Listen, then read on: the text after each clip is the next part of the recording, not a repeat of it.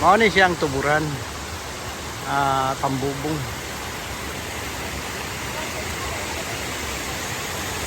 Kita nimo ang kagwapo. Gwapo kayo ang lugar. Ang iyahang tubig, tubod siya. Oh. Tubod. Kada siya oh. Mulingkod ka lang diha, magmassage ang imong likod. Kana oh, bugnaw kayo. Naligo sila oh.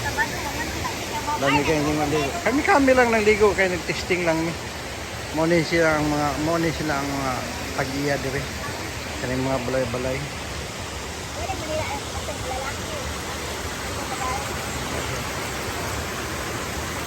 Kana diha pambata na siya kana.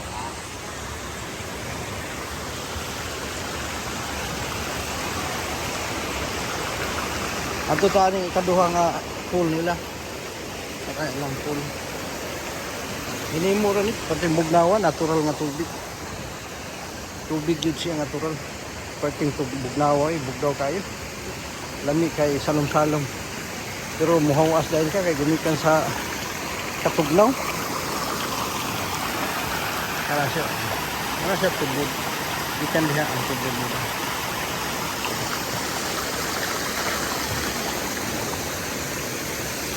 Kini oh, tanaw mga ang tubod gikan sa ilalom sa lupa. Naida kong sapa dito sa pikas unahan. Pero mas kini diri tubod ra gyud. Kanay mo ni ang ikatulo nila lalom po. Lalom po ang ilahang swimming pool. Para salong si Manong oh. Akong driver. Salong-salong. Ada ito atong isa dito oh, nagkalingaw siya oh.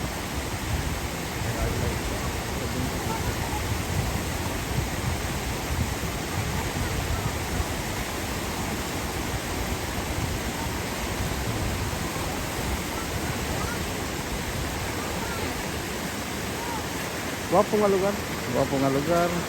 Siguro ang baktasyon lang nimo siya mga 1 kilometer.